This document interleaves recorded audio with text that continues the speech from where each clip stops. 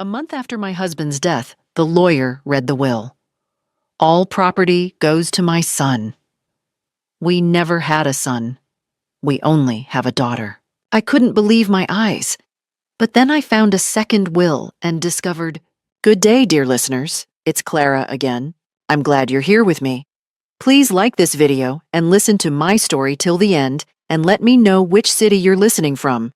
That way I can see how far my story has traveled." For 32 years, Richard and I had what everyone called a solid marriage. We raised our daughter Emma in our modest two-story house in Portland, celebrated anniversaries at the same Italian restaurant downtown, and planned a retirement we'd never get to enjoy together. Richard was a careful man, an accountant by trade, methodical in everything from balancing books to organizing his sock drawer. So when he died suddenly of a heart attack at 67, the shock wasn't just emotional. It was the beginning of something I couldn't have imagined in my worst nightmares. The funeral passed in a gray blur. Emma flew in from Seattle with her husband Tom and their 2 kids. Our house filled with casseroles and condolences, the same phrases repeated until they lost all meaning. He was a good man. At least he didn't suffer. Time heals all wounds. I nodded through it all, numb and hollow, moving through the rituals of grief like a sleepwalker. It was exactly 1 month later when Richard's longtime lawyer, Gerald Morrison, called me into his office for the reading of the will. I'd known Gerald for years. He'd handled our house closing, drafted our basic wills decades ago. This felt like a formality, something to check off the endless list of tasks that follow a death. Emma offered to come with me, but I told her it wasn't necessary. "It's straightforward, honey. Everything splits between us like we always planned." She hugged me at the door of Morrison's downtown office, promised to pick me up in an hour, and left me to face what I thought would be simple paperwork. Gerald's office smelled of old books and lemon polish. He sat behind his heavy oak desk, looking uncomfortable in a way that should have warned me. He cleared his throat twice before speaking. "Margaret, I need to read you Richard's will as filed 6 months ago." 6 months? We'd made our wills together 20 years ago. Why would Richard update his without telling me? Gerald began reading in that flat legal voice. "I, Richard James Fletcher, being of sound mind and body, do hereby bequeath my entire estate, including all property, investments, and personal assets, to my son, David Fletcher." The words hit me like a physical blow. I must have made a sound because Gerald stopped reading and looked up at me with something like pity in his eyes. "I'm sorry, what?" My voice came out strangled. "There must be a mistake. We don't have a son. We have Emma. Only Emma." Gerald shifted uncomfortably. "Margaret, I can only read what's documented here. According to this will, dated and notarized 6 months ago, Richard left everything to David Fletcher, identified as his son." My hands went cold. 32 years of marriage. 1 daughter, Emma, born after 3 miscarriages that had nearly broken us both. No son. Never a son. We'd grieved those lost pregnancies together, held each other through the pain. And Emma, our miracle baby, our everything. She was written out of her father's will. For a son who didn't exist? "This is insane," I whispered. "Richard would never. We don't have a son named David. We don't have any son at all." Had my husband lost his mind before he died? Early dementia we hadn't caught? Or was this something darker? Fraud, manipulation, someone taking advantage of him? Gerald pulled out another document. "There's something else you should know. Richard came to me 6 months ago specifically to change his will. He seemed determined, clear-headed. He insisted on this language. 6 months ago, Richard had seemed normal. We'd celebrated his birthday at Emma's house. He'd played with the grandkids, laughed at Tom's terrible jokes, held my hand across the dinner table. What had happened? What had I missed? I left Gerald's office in a daze, my mind spinning through possibilities, each one more horrible than the last. Had Richard had an affair decades ago? A secret child he'd finally acknowledged? But why now? Why after his death? And why cut out Emma, the daughter who'd loved him unconditionally? Emma was waiting in her car, scrolling through her phone. When she saw my face, she knew immediately that something was catastrophically wrong. "Mom, what happened? How do you tell your only child that her father left everything to a brother she never knew existed?" I couldn't tell Emma in the parking lot. I couldn't speak at all during the drive home, my daughter's worried glances cutting through the fog of shock. When we pulled into my driveway, I finally found my voice. "Your father left everything to someone named David Fletcher, his son." Emma's car sat idling in the driveway as she processed this. Her face went pale, then flushed with anger. "That's not possible. Dad didn't have a son. This is a mistake. It has to be identity theft or fraud or—" Gerald Morrison said Richard came to him personally 6 months ago. Changed the will himself.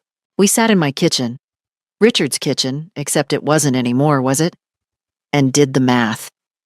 The house we'd lived in for 28 years, worth about $450,000 in Portland's inflated market. Richard's 401k and pension, roughly $600,000. His life insurance policy, $250,000. Investment accounts, savings. The vintage car he'd restored in the garage. Altogether, we were looking at close to $1.5 million. Money I'd assumed would secure my retirement, help Emma with the kids' college funds, give us all breathing room. Instead, it was all going to a ghost. "We'll contest it," Emma said firmly. "This is obviously fraud. Dad had no other children." But doubt gnawed at me. What if he had?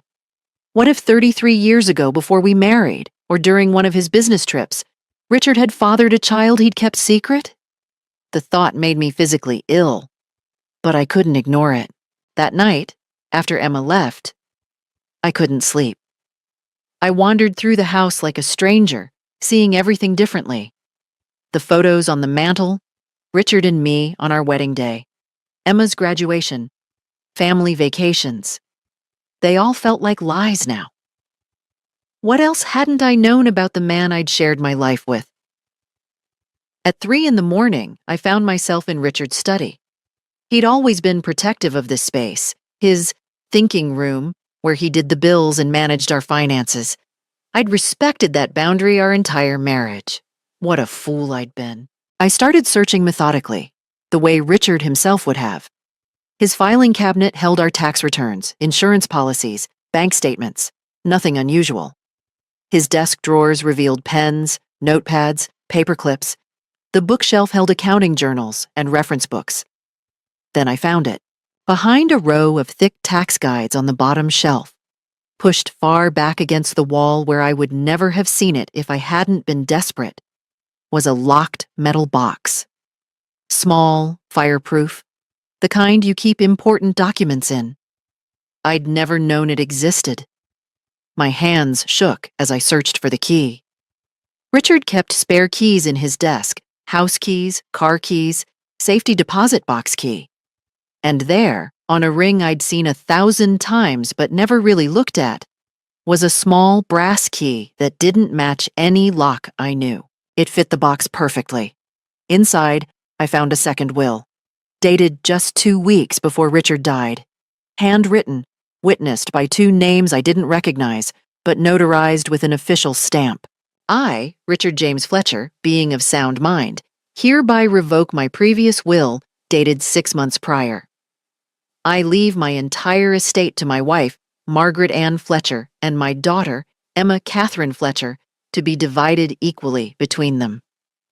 The previous will naming David Fletcher as beneficiary was written under duress and does not reflect my true wishes. This is my final testament. Under duress, my breath caught. Someone had forced Richard to write that first will, someone who had power over him, who'd threatened or blackmailed him into disinheriting his own family. And then Richard had hidden this second will, his real will, where only I might find it. But who was David Fletcher? And what hold had he had over my husband? I read the will 3 more times, my shock giving way to something harder. Anger. Cold, clarifying anger. Someone had terrorized my husband in his final months. Someone was trying to steal everything we'd built. And now Richard was gone, unable to defend himself or explain. But I wasn't gone. And I wasn't helpless. I photographed both wills with my phone, then carefully returned everything to the box exactly as I'd found it. If someone was playing games with my family's legacy, they didn't need to know yet that I'd found the truth. Tomorrow, I would take the first step. Tonight, I would plan. I called Gerald Morrison first thing Monday morning and asked for an emergency appointment. His secretary tried to put me off until Wednesday, but I made it clear this couldn't wait. By 10 a.m., I was back in his office, the hidden will in my purse.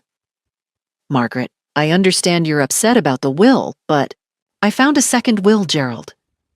Dated 2 weeks before Richard died.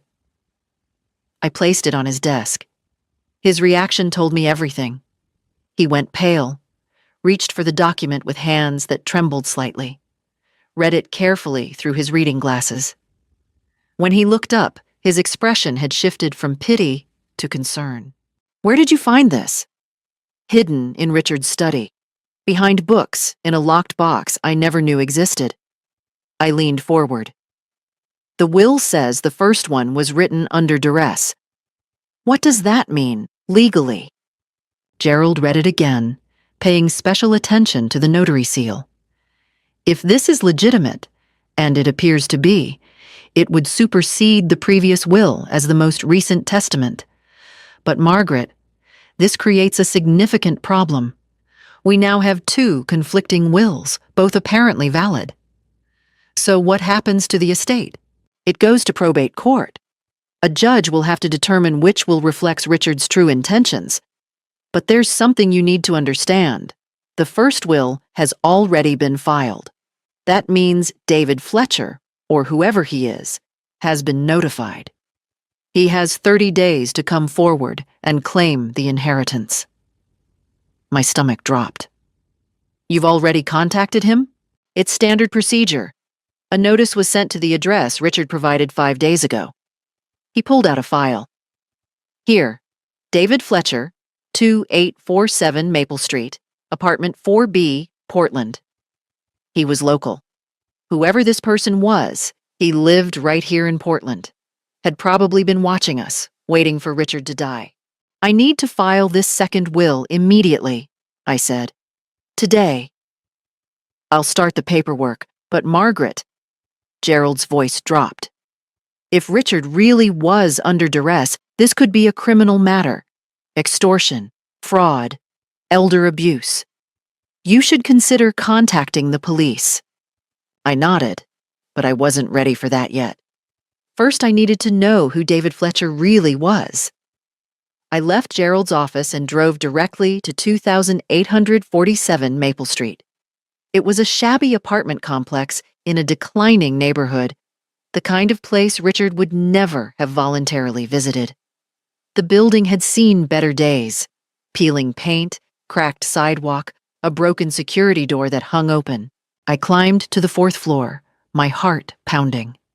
Apartment 4B sat at the end of a dim hallway that smelled of old cooking oil and mildew. I knocked. The door opened, and I found myself face to face with a young man, maybe 30, with Richard's eyes. The same unusual hazel green, the same slight downward tilt at the outer corners. My knees nearly gave out. Can I help you? His voice was wary. Are you David Fletcher? Who's asking? I'm Margaret Fletcher, Richard Fletcher's widow. Something flickered across his face.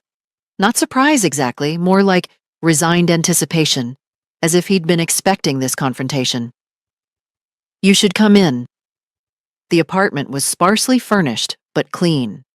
A laptop sat open on a small table, legal documents spread around it.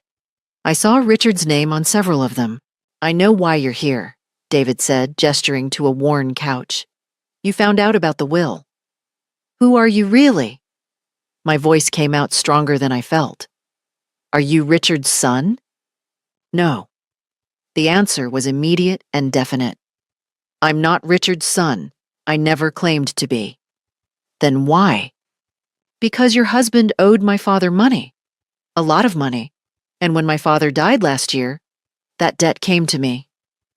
David pulled out a folder, handed me papers. Loan agreements, signed by Richard. Dates going back 8 years. Amounts that made my head spin. $200,000 borrowed in increments, always from someone named Frank Russo. "I don't understand. Richard was an accountant. We had good finances. Why would he need loans?" David's laugh was bitter. "You really don't know? Your husband had a gambling problem, Mrs. Fletcher.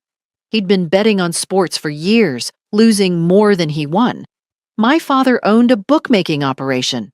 Richard got in deep." The room tilted. Gambling? Richard, who balanced our checkbook to the penny, who refused to even buy lottery tickets because the odds were mathematically foolish? You're lying. I have 8 years of betting records. Every football game, every basketball tournament. Your husband was in for over $300,000 by the time my father died. David's face hardened. The will was insurance. If he couldn't pay, his estate would. But the second will, he wrote a second will revoking the first. David's expression shifted to confusion. What second will? And that's when I knew? David Fletcher didn't know everything. I didn't tell David about the second will. Instead, I gathered the loan documents he'd shown me and left, my mind racing. If David was telling the truth about the gambling debts, it explained why Richard might have written that first will. But it didn't explain the second one, the one written under duress just 2 weeks before his death. At home, I spread everything across the kitchen table. The loan papers looked legitimate, with Richard's signature on each one. But something felt wrong. I'd managed our household finances when Richard was alive, paid our bills, balanced our joint accounts. Where had he hidden $300,000 in gambling losses? I pulled out 8 years of bank statements from our files and went through them line by line. It took me 3 days, but I found it. Regular withdrawals, always under $10,000 to avoid reporting requirements, always marked as cash. They added up to around $90,000 over the years. Significant, but nowhere near $300,000. Either the debt was inflated, or Richard had hidden accounts I didn't know about. I needed help. I called my nephew, James, who worked in forensic accounting for a firm in Seattle. I'd always been close to my sister's son, helped put him through college when his mother couldn't afford it. Now I needed his expertise. "Aunt Margaret, these loan documents look fake to me," James said 2 days later, sitting in my kitchen with his laptop. "See these signatures? I compared them to Uncle Richard's signature on your tax returns. There are inconsistencies. The pressure points are wrong, the loop formations don't match. I think someone forged at least some of these." My hands clenched. So David Fletcher is lying about the debt? Maybe not lying, maybe he was lied to. If his father created false loan documents, David might genuinely believe your uncle owed money. James pulled up another screen. But here's what's interesting. I ran a background check on Frank Russo. He died last year, but before that, he was under investigation for elder fraud. The FBI suspected him of targeting retirees, creating fake debt, then collecting through intimidation or estate claims. Elder fraud. The pieces started falling into place. Frank Russo had somehow targeted Richard, created false gambling records, then pressured him into writing that will. When Richard realized what was happening, he'd written the second will in secret. His insurance policy. "I need to file this with the court," I said. "But first, I need to talk to David again." This time, I brought James with me. David answered his door looking tired, dark circles under those hazel green eyes that had shocked me so much the first time. "Mr. Fletcher, I think your father may have defrauded my uncle," I said without preamble, "and I think you might be a victim too." I showed him James's analysis, the signature comparisons, the FBI investigation. David's face went through a series of emotions: disbelief, anger, and finally, something like relief. "My father was a criminal?" His voice was hollow. "It appears so. And I think he may have manipulated both of our families." But before we could discuss further, the apartment door burst open. Two men in expensive suits pushed inside, one in his 50s with slicked back hair, the other younger and heavily built. "David, who the hell are these people?" the older man demanded. "Uncle Vincent, we had an agreement, kid. You file the will claim, collect the inheritance, pay off what your deadbeat father owed me, and we're done. What's this bitch doing here showing you fake documents?" So there it was. David wasn't the mastermind. He was being used, just like Richard had been. Vincent Russo, Frank's brother, was the real threat. "Those documents aren't fake," James said, standing up. "And we have evidence that Frank Russo committed fraud. We're taking this to the police." Vincent's smile was ugly. "You're not doing anything. David here is going to collect that inheritance, or very bad things happen to him. Family loyalty, you understand." He turned to me. "And you, Grandma, better stay out of what doesn't concern you. Withdraw that second will claim, or you'll regret it. Are you threatening me in front of witnesses?" "I'm educating you about reality." James was already on his phone, recording. Vincent noticed and his face went red with rage. "Delete that. Now. Leave," I said, surprised by how calm my voice sounded. "Get out of this apartment before I call the police." Vincent looked at David. "You have 72 hours to get this handled, or we come for you. And your new friends here? They might have accidents, understand?"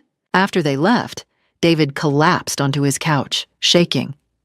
"I'm sorry. I didn't know they'd—" "My uncle said my father had legitimate business debts, that he'd handle everything if I just filed the claim. How much does Vincent say you owe?" $500,000.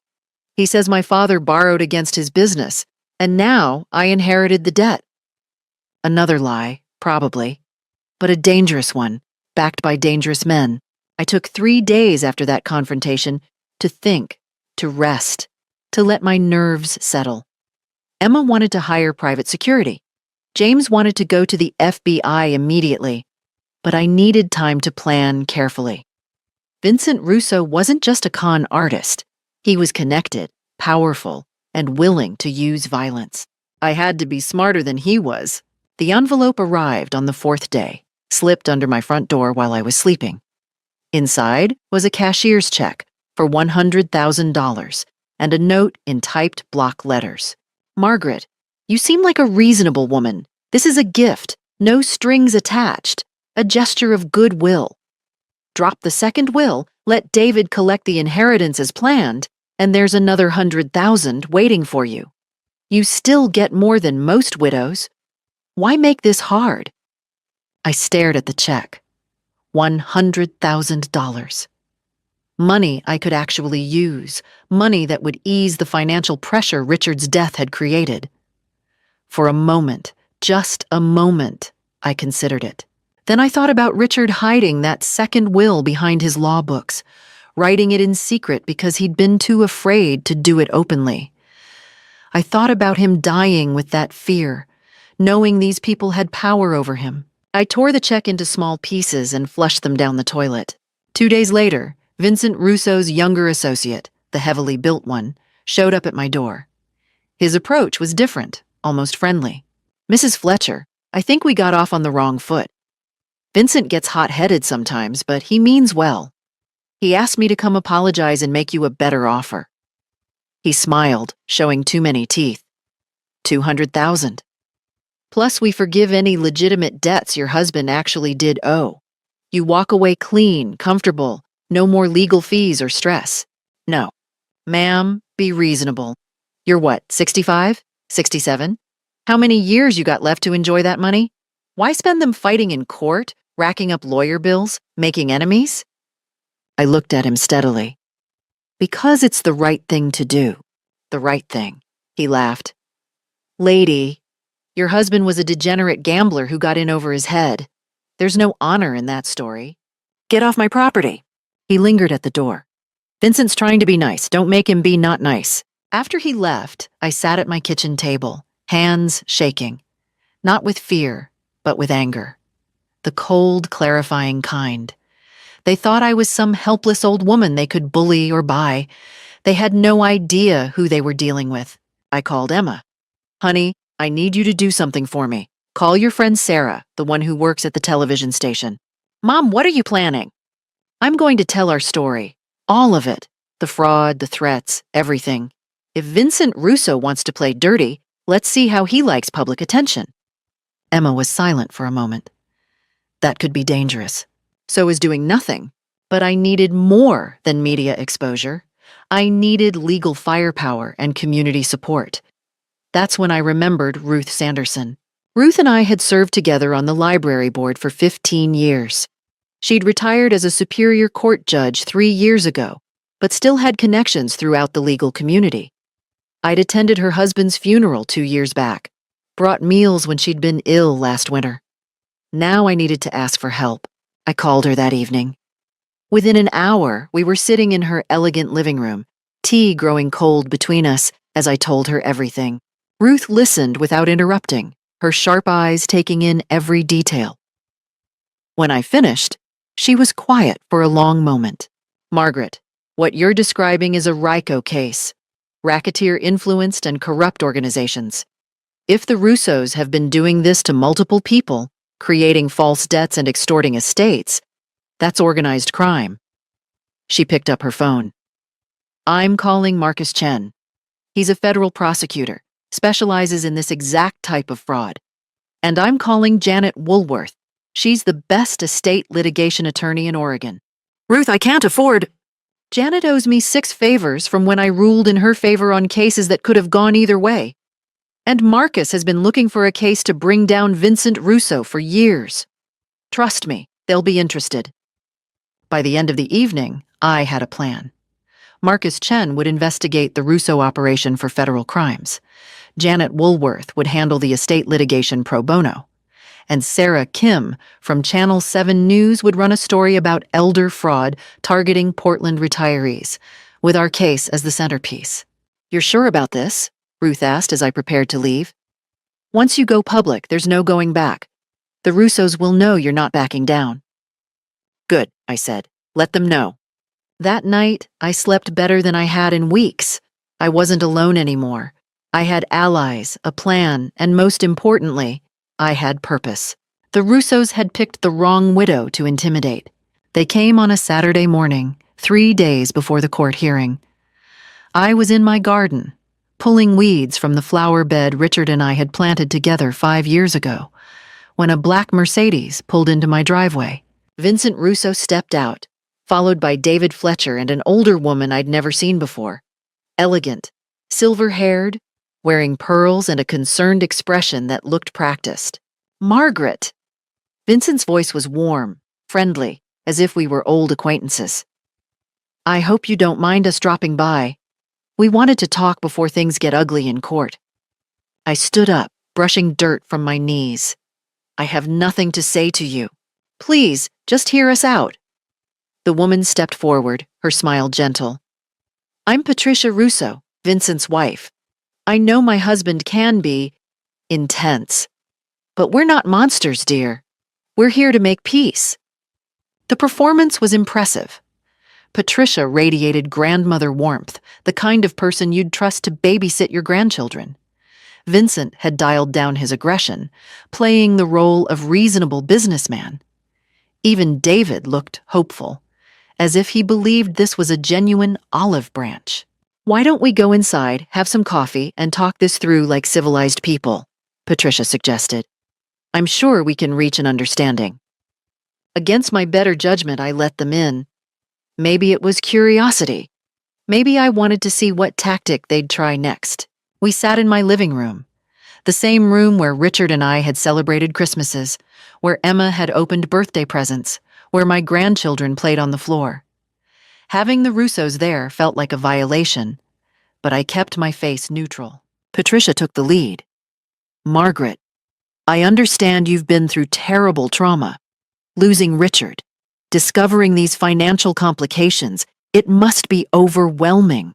And I'm sure people have been giving you advice, telling you to fight, to stand your ground.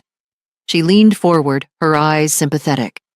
But sometimes, dear, the wisest thing is to accept reality. Fighting only causes more pain. What reality would that be? I asked.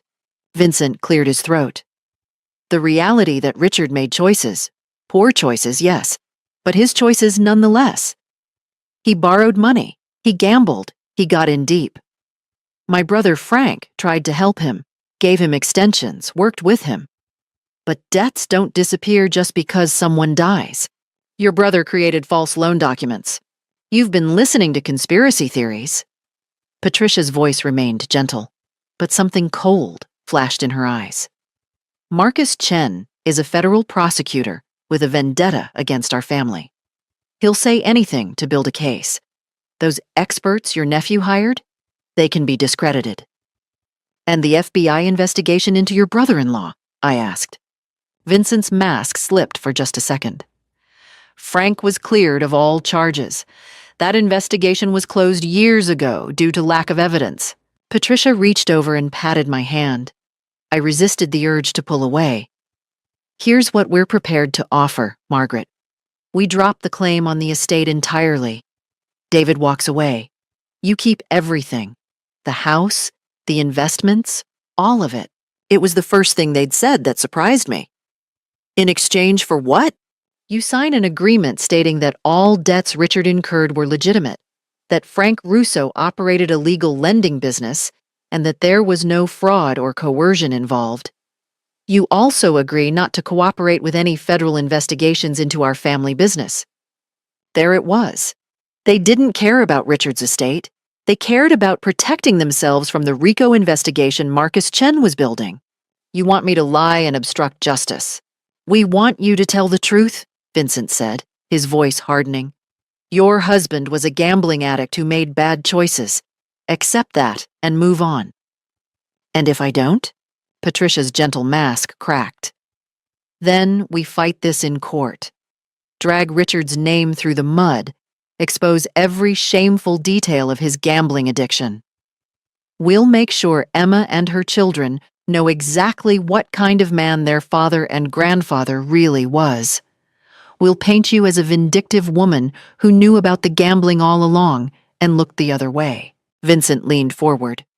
And when we win, and we will win, because we have resources you can't match, you'll get nothing. We'll tie up the estate in appeals for years. You'll spend everything you have on lawyer fees and still lose. David looked uncomfortable but said nothing. He was their puppet, I realized, too scared or indebted to stand up to them. I stood up. Get out of my house. Margaret, don't be foolish, Patricia began. Get out. My voice was ice. And don't come back. Anything else you have to say, you can say to my lawyer in court. Vincent's face went red. You're making a mistake, old woman. A big one. The only mistake was letting you in my door. Leave. Now. After they left, I locked every door and window, then sat down and let myself shake for exactly 5 minutes. Fear tried to crawl up my throat, tried to convince me I'd made a terrible error. They had money, connections, lawyers who could destroy me, but they'd also shown me something crucial. They were desperate. If they didn't care about the estate, if they only wanted my silence, that meant Marcus Chen was getting close. The federal investigation frightened them more than I did. I called Marcus and told him about the visit, about their offer, about everything they'd said. He recorded every word. Margaret, this is huge, he said. They just confirmed they're worried about the RICO case. Keep doing exactly what you're doing. That night, I didn't sleep well, but I didn't regret my decision. Fear is just a feeling. Courage is what you do despite it. The courtroom was smaller than I expected, but packed. Ruth sat beside me, along with Janet Woolworth, my attorney. Emma was in the gallery with Tom, her hand gripping his. Marcus Chen sat in the back, observing, even though this was a civil case. He was building his criminal case with everything that came out today. David Fletcher sat across the aisle with Vincent Russo's legal team, looking miserable. Vincent himself was there, in an expensive suit, projecting confidence. Patricia sat behind him, her face a mask of serene certainty. Judge Helen Martinez entered, and we all rose. She was in her mid-50s, with a reputation for being sharp and impatient with nonsense. I'd learned everything I could about her in the past week. She'd grown up working class, put herself through law school, and had a particular hatred for people who exploited the elderly. We're here to determine which of two conflicting wills represents the true testamentary intent of Richard James Fletcher. Judge Martinez began. Mr. Berkowitz, you represent David Fletcher? Vincent's lead attorney stood. Yes, Your Honor. We maintain that the will dated 6 months before Mr. Fletcher's death is the valid will. The second will, allegedly found by Mrs. Fletcher after her husband's death, is suspect at best. Mrs. Woolworth, your response? Janet stood, commanding the room. Your Honor, we will demonstrate that the first will was written under duress and fraudulent coercion, while the second will represents Mr. Fletcher's genuine wishes. We have evidence of a pattern of elder fraud conducted by the Russo family against multiple victims. Berkowitz objected immediately. Your Honor, the Russo family is not on trial here. The Russo family's business practices are directly relevant to determining whether Richard Fletcher was coerced, Janet countered. We have witnesses. Judge Martinez allowed it. Our first witness was James, my nephew. He presented his forensic analysis of the loan documents, demonstrating probable forgery. He showed signature inconsistencies, document irregularities, financial records that didn't match the claimed gambling debts. Berkowitz tried to discredit him. Mr. Chen, isn't it true you have a personal stake in this outcome? Mrs. Fletcher is your aunt? Yes, which is why I was extra careful with my analysis. I had 2 independent forensic accountants verify my findings. They're here to testify if needed. Next, Marcus Chen took the stand, not as a prosecutor but as a witness. He outlined the FBI's investigation into Frank Russo's operation, presenting evidence of at least 6 other elderly victims who'd been targeted with similar schemes: fake debts, forged documents, estate manipulation. Objection! Berkowitz was on his feet. Frank Russo is dead and cannot defend himself against these allegations. But his brother Vincent continued the operation, Marcus said calmly. We have evidence. Judge Martinez interrupted. Mr. Chen, stick to facts relevant to Richard Fletcher's case. Marcus nodded. Richard Fletcher's financial records show no evidence of significant gambling. His bank accounts, credit cards, tax returns, all clean. The only evidence of gambling debts comes from documents provided by Frank Russo. Documents our analysis suggests are fraudulent. Then Janet called me to the stand.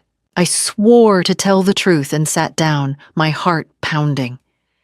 Janet led me through the timeline, finding the first will, discovering the hidden box, the second will, Vincent's threats and bribery attempts. Mrs. Fletcher, why do you believe your husband wrote the second will? Because Richard was a methodical man. If he'd really wanted to leave everything to David Fletcher, he would have told me. He would have explained. Instead, he hid a second will and wrote that the first was made under duress. He was protecting our family the only way he could. Berkowitz's cross-examination was brutal. Isn't it true, Mrs. Fletcher, that you and your husband had financial disagreements? No. You expect this court to believe that in 32 years of marriage, you never argued about money. We had disagreements about many things, but not money. Richard handled our finances and he was good at it. So good that you had no idea he was being extorted, as you claim? He hid it to protect me.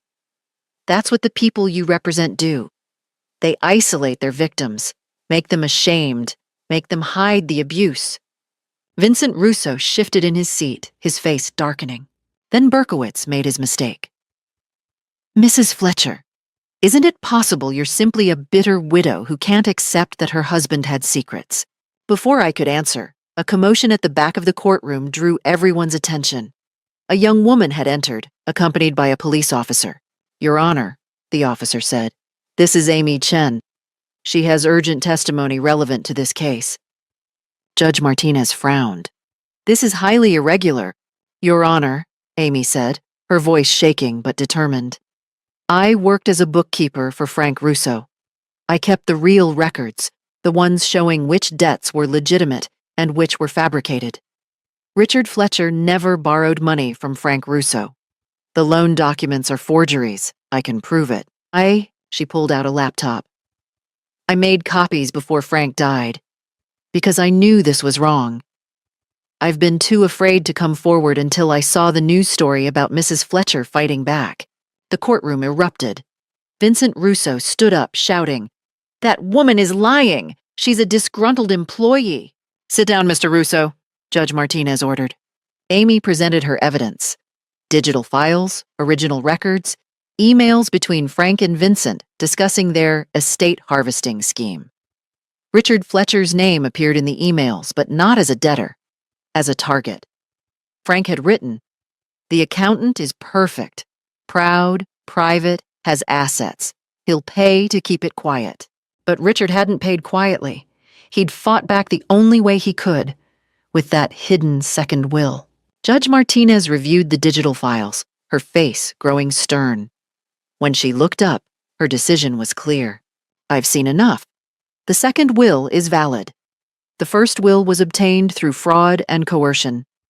The estate goes to Margaret and Emma Fletcher as Richard Fletcher intended. She turned to Vincent. Mr. Russo, I'm forwarding this evidence to the district attorney. You may want to consult with your lawyer about criminal charges. Vincent's face went purple with rage, but he was smart enough to stay silent. It was over. The weeks following the court decision moved with stunning speed. What Judge Martinez had started, the federal government finished with ruthless efficiency. Marcus Chen's RICO case against the Russo family accelerated once Amy Chen's evidence became public. Her files revealed a criminal enterprise spanning 7 years, targeting at least 23 elderly victims across Oregon and Washington. The scope was staggering.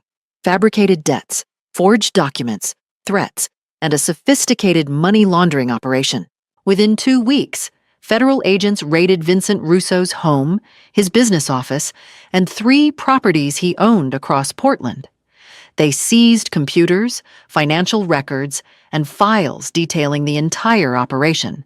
Patricia Russo, it turned out, wasn't just a wife playing innocent. She'd been the operations accountant, managing the money trail, making sure nothing could be easily traced back to them. I watched the news coverage from my living room, Emma beside me. The images of Vincent and Patricia being let out in handcuffs felt surreal. These were the people who'd sat in my house, threatened me, tried to buy my silence. Now they were just 2 more criminals caught in their own web. Federal prosecutors have announced a 37-count indictment, the news anchor reported. Charges include racketeering, wire fraud, elder abuse, money laundering, and conspiracy. If convicted, Vincent and Patricia Russo face up to 20 years in federal prison. The media attention was overwhelming at first. Reporters camped outside my house, wanting interviews, wanting the brave widow's story. I gave one interview to Sarah Kim at Channel 7, the journalist who'd first covered our case, and politely declined the rest. This wasn't about fame or attention, it was about justice, but the impact rippled far beyond our case. The Oregon Attorney General's office launched a task force specifically targeting elder fraud. Banks implemented new protocols for large withdrawals by seniors. Community centers across the state began offering fraud prevention seminars. You've changed the conversation, Marcus told me during one of our follow-up meetings. Before your case, elder fraud was treated as a civil matter, something families had to handle privately. Now it's being recognized as the serious crime it is. David Fletcher wasn't charged. Marcus Chen had determined he was another victim, manipulated by his uncle after his father's death, threatened into compliance, unaware of the full scope of the fraud. In exchange for immunity, David testified against Vincent and Patricia, revealing conversations where they'd coached him, threatened him, and promised to take care of him if he played along. His testimony was devastating to the defense. He described in detail how Vincent had told him that his father had left him business debts that had to be paid, how he'd been shown falsified documents, how he'd been threatened with violence if he didn't cooperate. Uncle Vincent said if I didn't file the will claim, people would come after me. He said I'd end up like my father, dead before 50. I met with David one last time at a coffee shop downtown. He looked younger somehow, lighter, as if a weight had lifted. I never wanted to hurt you or your family, he said. When my father died, Uncle Vincent told me I'd inherited his debts. He said the only way to clear them was to claim your husband's estate. I believed him because I didn't know what else to believe. I understand, I said, and surprisingly, I did. What will you do now? Start over. Maybe go back to school. I dropped out of college when my dad got sick. He hesitated. I'm sorry about your husband. From what I learned about him during all this, he seemed like a good man. He was. He stood up to them in the only way he could. David left Portland a week later. I heard he moved to Colorado, enrolled in a community college. I hoped he found peace. The estate settlement was finalized in early autumn.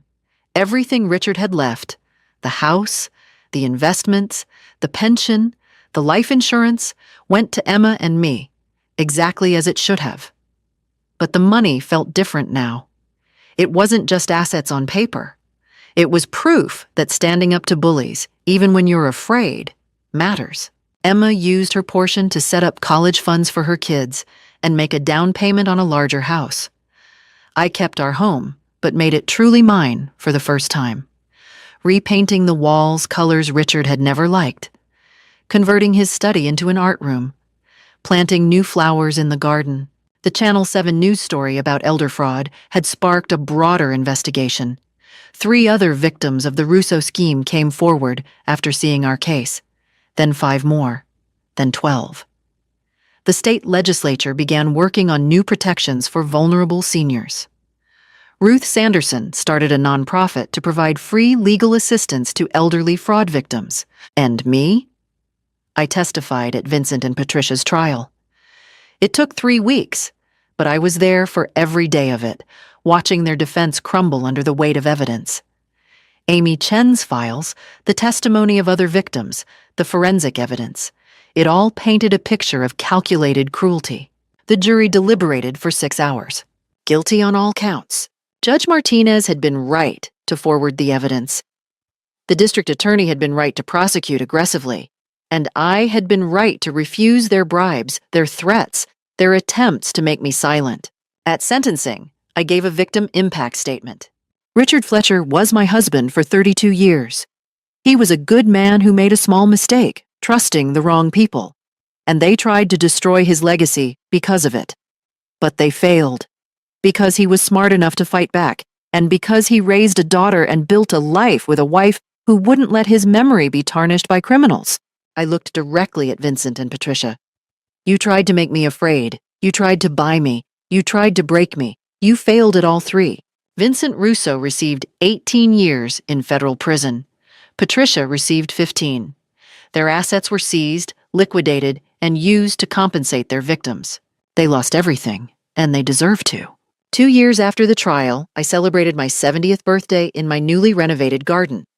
Emma and her family came, along with Ruth, Marcus Chen, and his wife, Janet Woolworth, and even Amy Chen, who'd become an unexpected friend. My life had transformed in ways I never anticipated. The house Richard and I had built together was still mine, but I'd made it my own space. Bright, open, filled with art and life. I'd joined Ruth's nonprofit board, helping other elderly fraud victims navigate the legal system. I gave talks at community centers about financial awareness and recognizing scams. Local news occasionally interviewed me about elder protection legislation. The speaking engagements had started small, a local library, a senior center in Beaverton, but word spread. Now I traveled across Oregon and into Washington, sharing my story, teaching people the warning signs of elder fraud. If someone pressures you to make financial decisions quickly, that's a red flag, I'd tell audiences. If someone tells you to keep secrets from your family about money, that's a red flag. If someone makes you feel ashamed or afraid, that's a red flag. After each talk, people would approach me with their own stories. Some were fighting similar battles. Some had already lost everything and just needed someone to tell them it wasn't their fault. I listened to every single one, exchanged contact information, connected them with resources. This had become my purpose, my way of honoring Richard's memory. Emma had flourished, too. She'd left her corporate job and started her own consulting business, something she'd always wanted to do but felt was too risky. "Mom, if you can fight the mafia at 67, I can start a business at 40, she'd told me. Her company was thriving. The kids were happy, settled in their new school, growing like weeds. "Grandma, tell us the story again," my grandson Charlie begged during dinner, "about how you beat the bad guys." Emma shot me a look. We'd agreed to age-appropriate versions only, but I smiled at Charlie. "I'll tell you when you're older, but the important thing is, when someone tries to bully you, stand up, even when you're scared, especially when you're scared." My granddaughter Sophie, 2 years older than Charlie and far more serious, added, "And you get help, right? You didn't do it alone." "That's right, sweetheart. Asking for help is one of the bravest things you can do." That night, after everyone left, I sat in my art room, Richard's former study, and worked on a painting. I'd taken up art therapy after the trial, processing the trauma through colors and canvas. This one was nearly finished. A phoenix rising from flames, its wings spread wide. My phone buzzed. A news alert. Former crime family members struggle in prison. I almost didn't click it. Almost. But curiosity won. Vincent Russo had been transferred to a federal penitentiary in California after a violent incident with another inmate. Prison, apparently, didn't agree with him. The article mentioned he'd lost significant weight, spent most of his time in protective custody, and had been denied parole twice.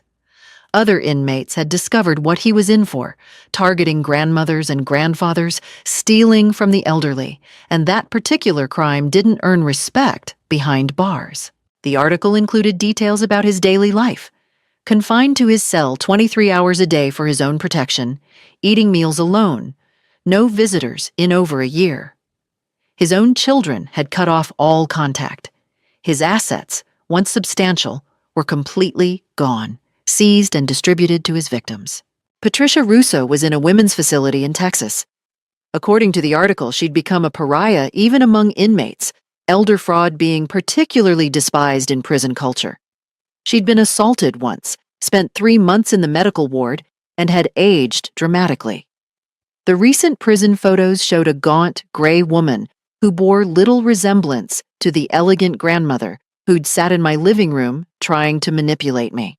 Their assets had been completely liquidated. The luxury cars, the expensive homes, the vacation properties, all sold to compensate victims. Their adult children had publicly disowned them, changing their last names to distance themselves from the scandal. One daughter had given an interview saying, "I don't have parents anymore. The people who raised me wouldn't have done what they did. I felt no pity." Should I have? Perhaps. But I thought about Richard, dying with the fear that these people would destroy everything he'd built for his family. I thought about the other victims, the widower who'd lost his home, the retired teacher who'd been bankrupted, the couple who'd spent their final years fighting fraud instead of enjoying retirement. The Russos had made their choices. Now they lived with consequences. David Fletcher, in contrast, had genuinely rebuilt his life. He'd graduated from community college, gotten a job as a social worker helping at-risk youth. He sent me a Christmas card every year, not asking for anything, just letting me know he was okay, thanking me for giving him a chance when I could have lumped him in with his uncle. I learned from you that it's never too late to do the right thing, even when it's hard, his last card had read. That one I'd kept, pinned to my bulletin board. Amy Chen had used the reward money from the federal case to finish her accounting degree. She now worked for a firm specializing in forensic fraud detection, using her insider knowledge of scam operations to help investigators. We met for coffee monthly. Two women who'd found courage we didn't know we had. Ruth's nonprofit had helped 43 elderly victims recover assets or successfully fight fraudulent claims. We'd expanded to offer education programs, financial literacy courses, and a hotline for seniors worried about potential scams. You started something important, Ruth told me on my birthday. You could have taken the easy path, accepted their money, walked away, lived comfortably. Instead, you fought.